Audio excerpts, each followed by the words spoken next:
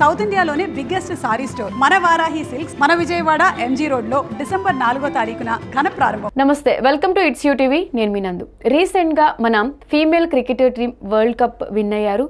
ఆ టీంకి సంబంధించిన వైస్ కెప్టెన్ స్మృతి, అలానే ముచ్చల్ మ్యారేజ్ 4 days ఈవెంట్ చాలా ఘనంగా సెలబ్రేట్ చేసుకున్నారు. 5th day ఏదైతే ఉందో సడన్గా పెళ్ళి ఆగిపోయింది. దీనికి చాలా రీజన్స్ సోషల్ మీడియాలో మనం చూసాము. స్మృతి వాళ్ళ ఫాదర్కి హార్ట్ అటాక్ రావడం వల్ల పెళ్ళి ఆగిపోయింది అన్నారు. 2 days నుంచి చూస్తే ముచ్చల్కి సంబంధించి కొంచెం ప్రైవేట్ చాట్ లీక్ అవడం వల్ల ఆ పెళ్ళి ఆగిపోయింది. అండ్ ఉమెన్ కరెక్ట్గా ఉంటే అబ్బాయిలు మోసం చేస్తారు, చీటర్ కాబట్టి పెళ్ళి ఆగిపోయిందని వార్తలు వస్తున్నాయి. అసలు ప్రజెంట్ ఇప్పుడున్న సిచ్యువేషన్స్ బట్టి చాలా పెళ్ళిళ్ళు ఇలానే అవుతున్నాయి. కలియుగంలో ఈ 2025, 2026లో ఇలాంటివి చాలా జరుగుతాయి, చూస్తారు అని చెప్పి ఆధ్యాత్మిక పరంగా చాలా వింటూ ఉన్నాము. అసలు దీనికి సంబంధించి మనతో పాటు ప్రముఖ ఆధ్యాత్మికవేత్త మాడగుల శివప్రసాద్ గారు ఉన్నారు. గురువుగారు ఏమంటారు అడిగి తెలుసుకుందాం. నమస్తే గురువుగారు. ఆశీర్వచనం తల్లి. గురువుగారు, ఇది చూసే ఉంటాము, అంటే క్రికెట్ అంటే ఓన్లీ అబ్బాయిలే కాదు, అమ్మాయిలు కూడా ఏదైనా చేసి చూపించగలరు అనడానికి మొన్న జరిగిన వరల్డ్ కప్పే ఎగ్జాంపుల్. అందరూ అంత ప్రౌడ్ మూమెంట్ని హ్యాపీగా సెలబ్రేట్ చేసుకున్నారు. అది ఎప్పుడైతే అయ్యిందో హ్యాపీగా వీళ్ళు పెళ్లి డేట్ కూడా ఫిక్స్ చేసుకున్నారు. తెల్లారితే పెళ్ళి అనగా ఆల్ ఆఫ్ సడన్గా పెళ్ళి ఆగిపోవడం, ఇవన్నీ దేనికి కారణాలు అంటారు? ఇది ఈ ఇయర్ స్టార్ట్ అవగానే చెప్పారు ఇలాంటివి చాలా జరుగుతుంటాయి అని చెప్పి కూడా చెప్పారు. దీన్ని ఎలా చూడాలి? శ్రీ మహాగణాధిపతయే నమః, ఐం మహాసరస్వత్యే నమః, శ్రీ లలితాంబికాదేవియే నమః. అమ్మ, వివాహం అనేటువంటిది ప్రతి వాళ్ళ జీవితంలో కూడా ఒక మైలురాయి లాంటిది. ఒక జీవితాన్ని పండించుకోవాలి అనేటువంటి దీంట్లో అందున ఒక ప్రముఖ వ్యక్తులు ఒక సాధించినటువంటిది ఎవ్వరూ కూడా ఇంతవరకు మహిళా లోకంలో సాధించలేనటువంటిది ఆమె సాధించింది అంటే ముందుకు భగవంతుడు ఆమెకు పరిపూర్ణమైనటువంటి ఇంకా ఎన్నో యోగాలు ఇవ్వాలి అమ్మవారు లలితాంబికాదేవి అని కోరుకుంటూ నేను కూడా ఆమెకు పూర్ణ ఆశీర్వచనం తెలియజేస్తూ మొదటగా చెప్తున్నటువంటి మాట. ఇక్కడ ఆడవాళ్ళు రాణింపు అన్ని రంగాలలోనూ యోగముగా రాణిస్తూ ఉండేటువంటిది ప్రపంచం. ఒకప్పుడు లాగా లేదు. అయితే అబ్బాయిల్లో కూడా శక్తి అనేటువంటి స్త్రీమూర్తి ఉంటేనే శక్తివంతులు అవుతారు ఏ పురుషుడు కూడా. అందుకనే ఎవరీ మెన్ బిహైండ్ ఉమెన్ అని చెప్తూ ఉంటారు. ప్రతి మనిషికి వెనకాల స్త్రీ ఉంది, నా భార్య ఉంది అని చెప్పుకోవడం లేదు. పరమేశ్వరుడు అంతటి వాడు అర్ధనారీశ్వరుడు శక్తి స్వరూపిణి ఆమెకు ఆవహించుంటేనే పరమేశ్వరుడి యొక్క ఇది. అందుకే లక్ష్మీ నారాయణ పార్వతీ పరమేశ్వర ఇట్లా మనం చెప్పుకుంటాం. అందుకని ఇక్కడ వివాహము తెల్లవారితే ఇది అననంగా ముఖ్యంగా కొన్ని వివాహ వ్యవస్థలో తెలుసుకోవాల్సినటువంటివి ఉంటాయి. మా దగ్గర కూడా జాతకాలకు చాలామంది వస్తారు.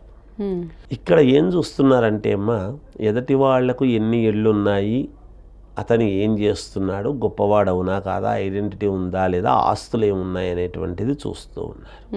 అయితే గుణగణాలను చూడటం అనేటువంటిది తగ్గిపోయింది.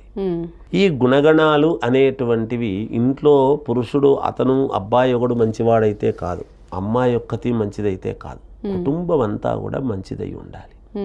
అప్పుడే ఈ కుటుంబము ఆ కుటుంబము రెండు సంతోషకరముగా కలిసిమెలిసి ఉండగలుగుతాయి ఎప్పుడైనా కూడా.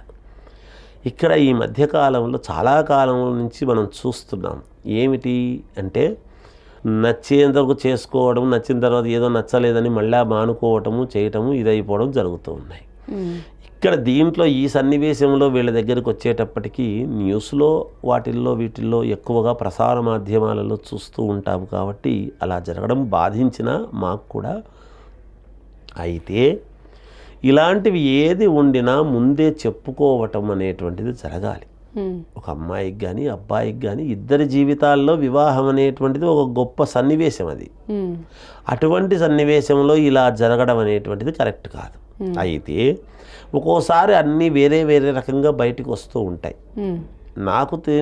మేము ఊహించేటువంటిది ఎలా ఉంటుంది అంటే ముఖ్యంగా ఇప్పుడు అబ్బాయి తరపు పొరపాటు ఉందా, అమ్మాయి తరపు పొరపాటు ఉందా అనేటువంటిది చూసుకోవాలి. వీళ్ళిద్దరిది పొరపాటు లేదు అనడానికి ఇద్దరు ముందు సరే అనుకుంటేనే కదా వివాహం అనేది జరుగుతుంది. అంతవరకు వస్తారు. ఆ వచ్చినప్పుడు వీళ్ళది ఏదైనా అబ్బాయి మీద అభిమానం ఉండి ఇంకెవరైనా ఇలాంటిది సృష్టించి ఇబ్బందులు పెట్టారా, లేదా అమ్మాయి మీద ఇంట్రెస్ట్ ఉండి ఇంకెవరైనా ఇలాంటిది పెట్టారా?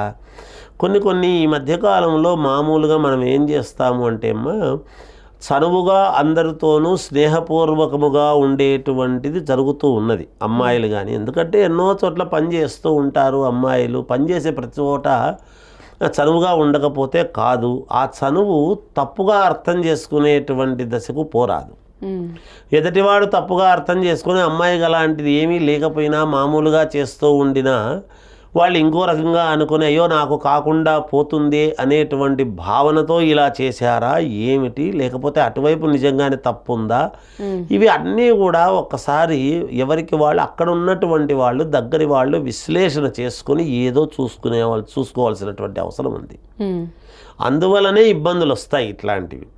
ఇది మనకు ఏదో ఒక ఐడెంటిటీ ఒక ఇది సంపాదించింది కాబట్టి ఆమెకు జరిగితేనే మనం మాట్లాడతామనేది కాదు. ఒక చిన్న పేద ప్రజల్లో ఇట్లాంటివి జరిగినా కూడా మనకు బాధే కదా. అంతే కదమ్మా. కళ్యాణం అనేది కళ్యాణమే, ఎవరికైనా వివాహం అనేది వివాహ వ్యవస్థే. ఉన్నవాళ్లకు జరగంగానే మనం ఎన్నో మాట్లాడుకుంటాము. ఏదో ఒక చిన్న కుటుంబంలో జరిగితే అది బయటకు కూడా రాదు.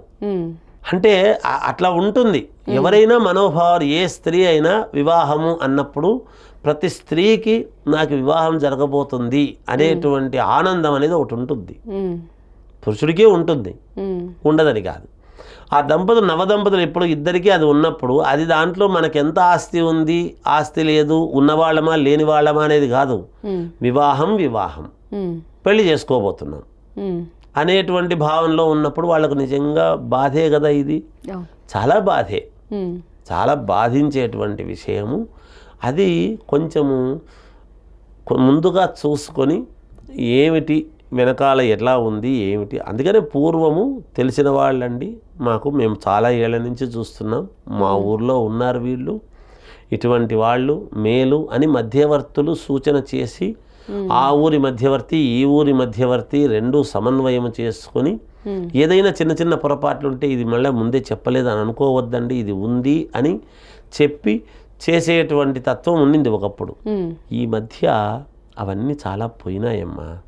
అన్నీ పోయి ఏముందంటే నువ్వు ఏం సంపాదిస్తున్నావు, ఎంత ఆస్తి ఉంది నీకు, నాకెంత ఖర్చు పెట్టి నువ్వు షికార్లకు తీసుకుపోగలుగుతావా, ఎక్కే ఫ్లైటా దిగే ఫ్లైటా ఏమిటి, నాకు కావాల్సింది కొనివ్వగలుగుతావా, ఫంక్షన్కు ఒక వ్యాంటీ బ్యాగ్ కొనిచ్చగలుగుతావా లేదా, ఇవి చూసి నాకు నచ్చినట్టు నువ్వు ఉంటావా, రోజుసేపు ఇక్కడ రోజుసేపు ఇంకో చోట అనేటువంటి వ్యవస్థ వస్తూ ఉన్నది.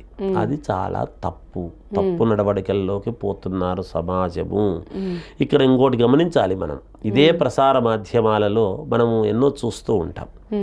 యువత ఏం చేస్తున్నారు ఎక్కువ శాతము అంటే అపోహలకు చెప్పుడు మాటలకు లోనై కావచ్చు, లేదు కొంచెం నిజంగానే ఇబ్బందులుండి కొన్ని నిజంగానే భరించలేని తత్వంతో ఉండి ఇబ్బందులు పడిన వాళ్ళు ఉంటారు.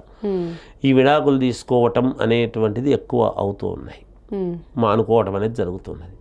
మానుకొని ఏం చేస్తున్నారు, ఇంకా కొంచెం మనం ముందుకెళితే ఇదే 50 సంవత్సరాలు దాటిన తర్వాత మళ్ళీ ఒక తోడు, మాకున్నటువంటి బాధలు పిల్లలతో చెప్పుకోలేము కదా, మాకున్నటువంటి ఇబ్బందులు చెప్పలేము కదా అని భర్త ఇదైనటువంటి వాళ్ళు, భార్య ఇదైనటువంటి వాళ్ళు మళ్ళీ ఎక్కడో కలుసుకొని మనం పెళ్లి చేసుకుందాము, కలిసి ఉండాలనుకున్నామండి మేము అనేటువంటివి ప్రసార మాధ్యమాల్లో చూస్తున్నాం. అంటే మనకు ఏం చెప్తున్నాం మనం అవి చూస్తున్నాం ఇవి చూస్తున్నాం. ఇది తాగితే నీకు ప్రమాదము అనేటువంటిది చూస్తున్నాము, ఆఫర్ ఇస్తున్నాము, ఒకటి కొంటే ఒకటి ఫ్రీ అనేటువంటిది చూస్తున్నాం. ఏది ఎంచుకోవాలి సమాజంలో అనేటువంటిది ప్రతివాడికి ఒక ఆలోచన అనేటువంటిది ఉందమ్మా. అది చూసుకొని ఎవరికి వాళ్ళ జీవితానికి నాకు ఇది ఉన్నతత్వము అని ఏర్పాటు చేసుకొని ముందుకు వెళితే బాగుంటుంది అనేటువంటిది ఒకటి మేము సూచన చేసేది. ఎప్పుడూ కూడా జాతకాలు చూసుకోవాలి. జాతకాలు చూసుకున్నా కూడా ఇది కాలేదు గురుగారు మరి అట్లాగే చేసుకున్నాం కదంటే వివాహం సరైన సమయంలో అయి ఉండదు. వివాహం కూడా సరైన సమయంలో అయింది గురువుగారు అట్లా అంటే చిన్న చిన్న దోషాలు ఉంటే చేసుకుంటారు, కలిసి ఉంటారు, అవి చూడాలి. అలా ఎవరైనా మేమైతే కోరుకునేది అందరూ కలిసి ఉండాలి, బాగుండాలి. వివాహ వ్యవస్థలో ఇలాంటివి ఎవరికి జరగకూడదు. ఒకరినొకరు మోసం చేసుకోవటం అనేటువంటిది చాలా తప్పు, నేరము, ఘోరము, మహాపాపము. ఒక స్త్రీని మోసం చేసిన పురుషుడిని స్త్రీ మోసం చేసిన మోసాలు కాదు కావాల్సింది. యథార్థం చెప్పండి, గతంలో నాకు ఇలా ఉండింది, అయితే నేను వదిలేసుకున్నాను, ఇప్పుడు మిమ్మల్ని ఇష్టపడితే తప్పు లేదు చెప్పుకొని చేసుకోవటం అనేటువంటిది చాలా యోగదాయకము. ఫ్రీ హార్ట్ ఉండాలి ఎప్పుడు కూడా. స్వచ్ఛత అనేదే భార్యాభర్తల మధ్య ఉండాల్సింది. ఆ స్వచ్ఛత అనేటువంటిది ఎప్పుడైతే లోపిస్తుందో, నా ఫోన్ నువ్వు వాడొద్దు, నీ ఫోన్ నేను వాడను, నాకు స్వాతంత్ర్యము, అది కాదు స్వాతంత్ర్యం. దీనిల గురించి కాదు.